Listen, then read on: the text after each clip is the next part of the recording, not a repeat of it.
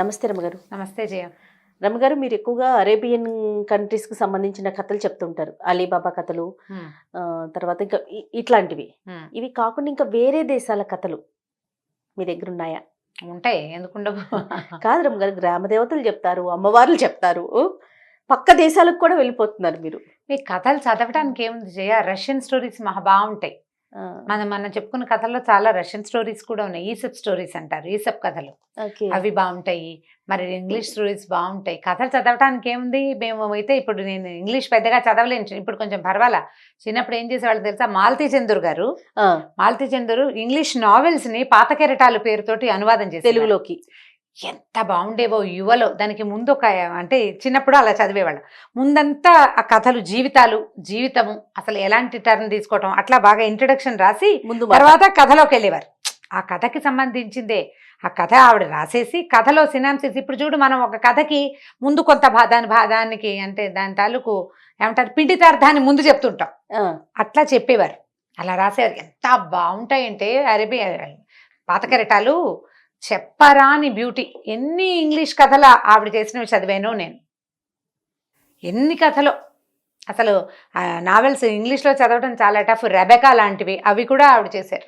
Gone with the wind, అది ఎంత బాగుంటుందో కథ.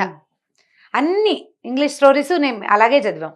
మరి ఇప్పుడు తెలుగు కథలు అన్ని వాటితో పాటు రష్యన్ కథలు కనిపిస్తాయి. ఆఫ్రికన్ జానపద కథలు ఈ మధ్య ఒకటి చదివాను పుస్తకం నేను, అవి కూడా బాగున్నాయి. రష్యన్ స్టోరీస్ మనకు చాలా తెలుసు. ఇప్పుడు రైతు ముల్లంగి దుంపలు, ఎలుగొడ్డు తేనె, అలాంటి కథలు ఉంటాయి. ఎలుగు తప్పిపోతుంది కదా, వెళ్ళిపోతుంది, అంటే జూ వాళ్ళు తీసుకెళ్ళిపోతారు, మళ్ళీ ఎలుగు వంటి వెనక్కి వస్తుంది. ఆ కథ రష్యన్ స్టోరీ. మీరు చెప్పేసరికి మాకు ఆ థాట్ రావట్లేదు. బ్రహ్మగారి స్టోరీనే అంతే, అలాగే అనిపిస్తుంది. కాకపోతే అన్ని కథలు చదువుకోవచ్చు. చదవడానికి ఏముంది, మనకి చదవాలన్నా అది ఆసక్తి ఉండటము, ఆ విషయం మనకి నచ్చడము అంతే. ఆఫ్రికన్ స్టోరీస్ కూడా బాగున్నాయి. అవునా? ఆఫ్రికన్ కథలు ఏంటంటే సింహం మనిషిలాగా మారిపోవటం, అలాంటి కథలు ఉన్నాయి అందులో. మనిషిలా మారిపోతుంది సింహం పగ తీర్చుకోవడానికి. సింహాలు అవి ఎలా మారిపోతాయి, తాబేలు మారిపోవటము, తాబేలు వచ్చి మాట్లాడటము, తోడేలు వచ్చి మాట్లాడడం, అలాంటి కథలు ఉన్నాయి. ఆఫ్రికన్ జానపద కథలు. ఒక కథ నచ్చింది నాకు చాలా, చిన్న కథే, అది చెప్పుకుందాం, అంటే కొంచెం కొత్తగా ఉంటుందని. ఈ ఆఫ్రికన్ జానపద కథలు ఇలాంటివన్నీ బుక్ ఎగ్జిబిషన్లో చూస్తే బాగా కనిపిస్తాయి. అయితే ఈ సందర్భంగా ఇంకొక మాట ఏం చెప్పాలనుకుంటే, తార్నాకాలో మంచి పుస్తకం అనే పేరుతోటి ఒక బుక్ షాప్ ఉంది. వాళ్ళ దగ్గర ఎన్ని పుస్తకాలు ఉన్నాయో. ఈ ఆఫ్రికన్ జానపద కథలు నేను అక్కడి నుంచే తెచ్చాను. అవునా? మంచి పుస్తకం, సినిమా షాప్ పేరే అది, మంచి పుస్తకం. వారిని నేను ఎవ్రీ ఇయర్ బుక్ ఎగ్జిబిషన్లో కలిసేదాన్ని. ఈ సంవత్సరం బుక్ ఎగ్జిబిషన్ పెట్టలేదు కదా, 20లో బుక్ ఎగ్జిబిషన్ లేదు. జనరల్గా ఈ ప్రతి సంవత్సరం డిసెంబర్ చివరి రోజుల్లో పెట్టేవాళ్ళు. నేను అందుకని జాన్లోనే నేను వెళ్ళి వాళ్ళని కలిసాను. బుక్ ఎగ్జిబిషన్ లేదు కాబట్టి వెళ్తే వాళ్ళ దగ్గర తెచ్చిన రకరకాల కథల పుస్తకాల్లో ఈ ఆఫ్రికన్ జానపద కథలు కూడా ఉన్నాయి. కొన్ని కథలు ముచ్చటగా బాగున్నాయి పిల్లలకి చెప్పుకోవటానికి. వాళ్ళు సొంతంగా పబ్లిష్ చేసిన బుక్స్ కొన్ని ఉన్నాయి. ఇలా అన్నీ అంటే అనువాదం చేయబడిన కథలు కూడా ఉన్నాయి. మంచి షాపు, చక్కటి చిట్టి పుస్తకాల దగ్గర నుంచి కొంచెం పెద్ద పుస్తకాల దాకా కూడా ఉన్నాయి. తెలుగు చదివే ఆసక్తి ఉంటే, పిల్లలకి తెలుగులో చదివించాలనుకుంటే తార్నాకాలో ఉందండి. మీరు అడ్రస్ చూసుకుంటే చక్కగా తెలిసిపోతుంది ఈజీగానే. రోడ్డు నుంచి చాలా సులువుగా వెళ్ళిపోవచ్చు. షాప్ పేరే మంచి పుస్తకం.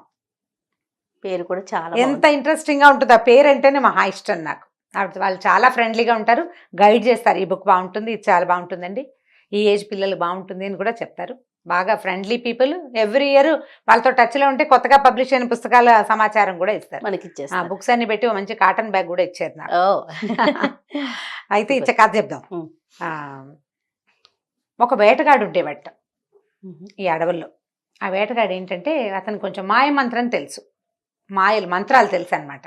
అతని దగ్గర 7 మట్టి కుండలు ఉండేవట, నల్ల కుండలు.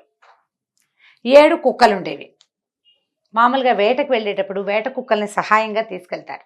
జంతువుల్ని మళ్ళేస్తాయి, ఏదైనా ప్రమాదంలో ఉంటే యజమానికి తెలియజేస్తాయి, అట్లా కుక్కల్ని పెంచుకుంటారు. అయితే 7 కుండలు ఉన్నాయి కదా ఇతని ఇంట్లో. చిన్న మ్యాజిక్స్ చేసేవాడు అతను. ఈ కుండలు ఏమిటంటే పెద్ద మ్యాజికల్ ఏం చెయ్యవు. ఎక్కడికైనా ఏదైనా సలహా అవి డైరెక్ట్గా చెప్పకుండా ఎక్కడికి వెళ్తే పని అవుతుందో చెప్తాయట. అవి చెప్తాయి అట్లా. ఇతను ఆ కుండల సహాయంతో ఈ కుక్కతోటి మ్యాజిక్ చేసేవాడు, కుక్కల సహాయంతో వేటాడుకునేవాడు. వేటాడుకుంటుంటే సరే ఇతనికి భార్య ఉంది కానీ పిల్లలు కలగలేదట, పిల్లలు పుట్ల. అప్పుడు ఏమనుకున్నాడు, పిల్లలు పుట్టట్లేదు ఎన్నాళ్ళైనా అని 7 కుండల్ని సహాయం అడిగాడు, ఆ నల్ల కుండల్ని. పిల్లలు కలగాలంటే ఏం చెయ్యాలి? అప్పుడు ఇవి సలహా చెప్తాయి కదా. ఏమన్నారు, ఏమని చెప్పినాయి?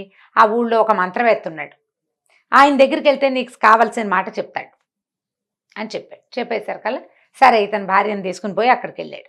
ఆ మంత్రవేత్త దగ్గరికి వెళ్తే మంత్రవేత్త అన్నాడు, నీకు ఒక చిన్న సమస్య ఉంది, సింహపు చర్మాన్ని నీ భార్య ముందు పరవాలి, ఆమె సింహపు చర్మాన్ని చూస్తూ ఉంటే సంతానం కలుగుతుందని చెప్పాడు. వేటగాడు కదా ఇతను, సహజంగా సింహం చర్మంకి ఏముంది, సింహాన్ని వేటాడేస్తే దొరికేస్తుంది. సరే అడవిలోకి పోయాడు, ప్రయత్నం చేసేవాడు సింహం కోసం.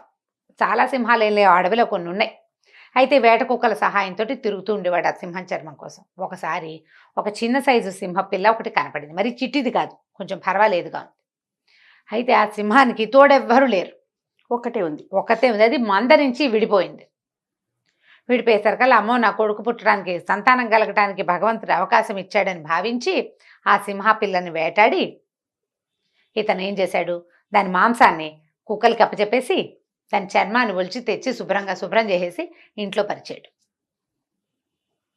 సింహపిల్ల చర్మం వాళ్ళ ఇంట్లో ఉందన్నమాట, చెప్పినట్లుగానే చేశాడు. కొంతకాలానికి ఆ అమ్మాయి గర్భవతి అయింది, ఓ కొడుకు పుట్టాడు. వాళ్ళకు ఒక కుమారుడు కూడా పుట్టేశాడు. సరే ఏమైంది, ఈ సింహపిల్ల ఇతను తెచ్చేశాడు కదా, ఆ పిల్ల తాలూకు తల్లి నా పిల్ల కనపట్టలేదని వెతుక్కుంటోంది.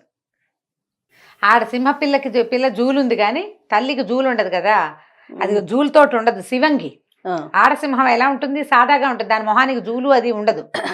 అయితే అది ఏం చేసింది, ఆడసింహాలు శివంగులు చాలా పరాక్రమశాలులుగా ఉంటాయి, కార్యసాధకులు శివంగులు.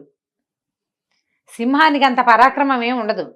శివంగులు ఏం చేస్తే, ఒక సింహం ఉంటే 6, 7, 5 అట్లా ఆడసింహాలు ఉంటాయి. అవే వేటని డిసైడ్ చేస్తాయి, అవే ప్లాన్ చేస్తాయి, అవే కమ్ముకొస్తాయి జంతువుని. సింహం వెళ్ళి దెబ్బ కొడుతుంది. సింహం ఒక్కటే ఉండదు అసలు, దానికి గుంపు ఉంటుంది. ఒక మగ సింహం 5, 6 లేదా 4 అట్లా ఆడసింహాలు ఉంటాయి. మగ కూనలు ఎక్కువ పుడితే కొట్టుకుంటాయి. ఎవరి గుంపుని వాళ్ళు సెపరేట్ చేసుకుని ఎవరి గుంపుని వాళ్ళు అవి మెయింటైన్ చేసుకుంటూ ఉంటాయి.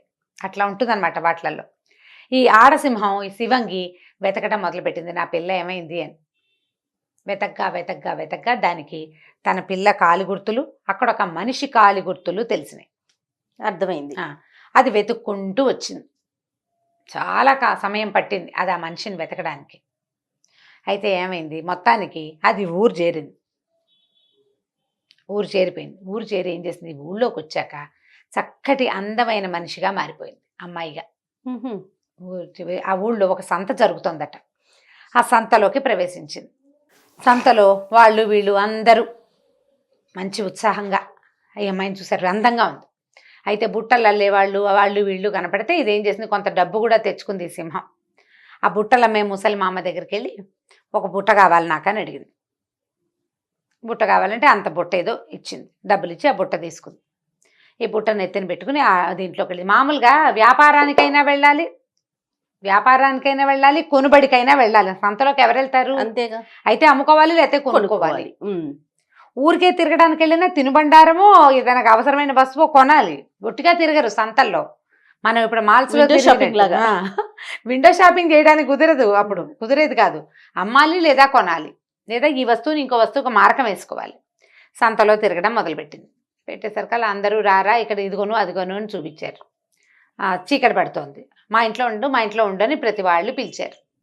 నేనేదో వేరే చోట నుంచి వచ్చానని చెప్పింది. పిలిస్తే ఏమంది, నా దగ్గర బుట్ట ఉంది కదా, ఎవరు విసిరిన రాయి నా బుట్టలో పడుతుందో నేను వెళ్ళి వాళ్ళ ఇంట్లో ఉంటానంది. ఇంత సౌందర్యవతి వయసులో ఉన్న అమ్మాయిని ఇంట్లో ఉంచుకోవడానికి ప్రతి వాళ్ళు ఉత్సాహం చూపించారు. ఉంచుకోవటం అంటే రాత్రికి ఉంచుకోవడం లాంటి అర్థంతో అనమాట. అక్కడ ఉంచుకోవటం, ఒక అందమైన అమ్మాయి మా ఇంట్లో ఉంది అని చెప్పుకునేందుకు గొప్పకి. సరే అందరూ తలా ఒక రాయి వేశారు, ఎవరు రాయి పళ్ళ. మన ఈ వేటగాడు ఉన్నాడు కదా, 7 కుక్కలవాడు, అతను కూడా ఉన్నాడు సంతలో. ఈ అమ్మాయి వాళ్ళ అతని కోసమేనమాట. సరే ఏం చేశాడు, రాయి విసిరాడు. ఇతని రాయి మాత్రం ఆ బుట్టలో పడింది. సరే ఇతనితో వెళ్ళు నువ్వు వాళ్ళ ఇంటికి అన్నారు. ఈ అమ్మాయి నిదానంగా అతని వెనకాల వెళ్ళిపోయింది. ఇంటికి వెళ్ళేసరికి అక్కడ సింహపు కూన చర్మం కనపడింది. దాని మీద పక్కేసి సంటి బిడ్డ పడుకోబెట్టబడి ఉన్నాడు. నాకు అర్థమైపోయింది, ఇది నా పిల్లే, వీడేవాడు అని స్పష్టంగా తెలిసిపోయింది.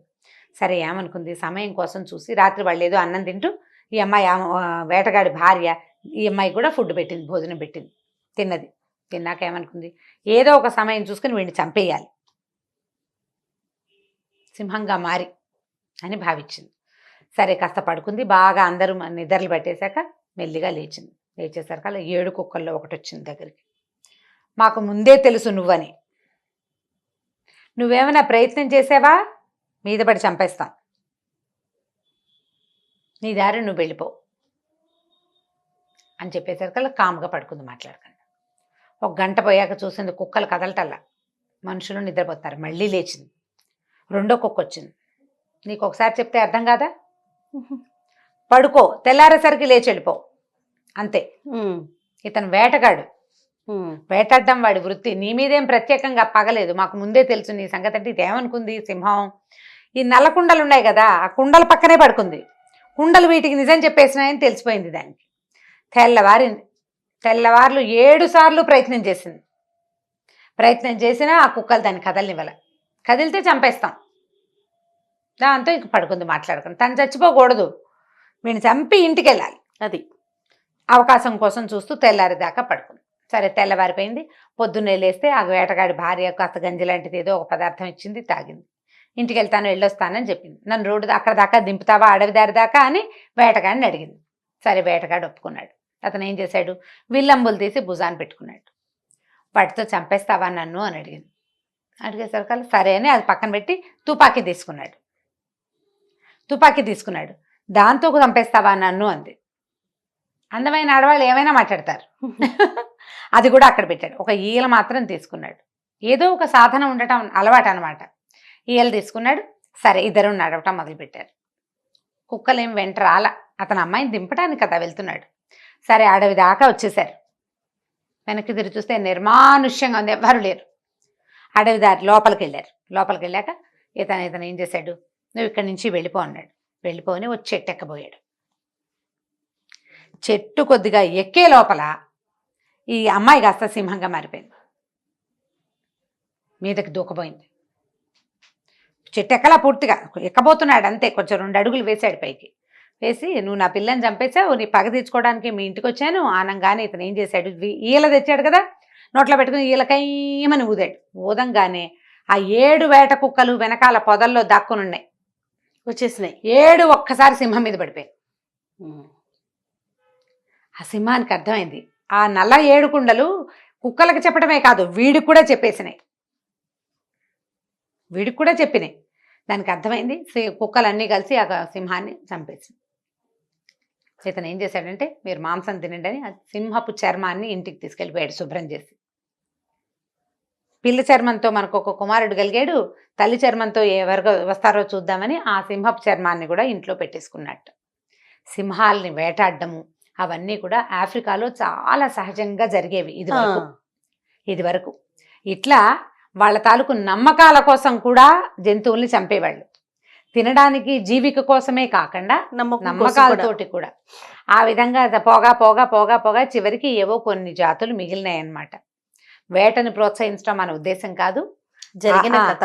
ఆఫ్రికన్ స్టోరీస్ లో ఈ కథ కొంచెం ఇంట్రెస్టింగ్ గా తోచింది, అందుకని ఒక డిఫరెంట్ కథ చెప్పడం కోసం చెప్పాను. పిల్లలు ఆ వేటాడ్డాలు వాటిని ఇష్టపడరు అని అనుకుంటే గనక అవి చెప్పకండి. కానీ ఇది ఒక సహజమైన సంగతి, న్యాచురల్గా సామాన్యంగా పరిచయం చేయొచ్చు. భయం గొలిపేటట్టుగా విషయం ఇందులో పెద్దగా ఏం లేదు. అప్పుడు అలా ఉండేది, ఇప్పుడు వేటాడటం నేరం అని చెప్పి మనం ఈ రకంగా చెప్పుకోవచ్చు కదా రమ్మగారు. ఈ తరానికి సంబంధించి మనం మాట్లాడుకోవచ్చు. ఇది ఎప్పుడో పురాతనమైన ఆఫ్రికన్ స్టోరీ అన్నమాట. రైట్. నమస్తే రమ్మగారు. నమస్తే జీ. ఈ వీడియో కనుక మీకు నచ్చినట్లయితే లైక్ చేయండి, షేర్ చేయండి. మరిన్ని వీడియోస్ కోసం మా ఛానల్ని సబ్స్క్రైబ్ చేసుకోండి.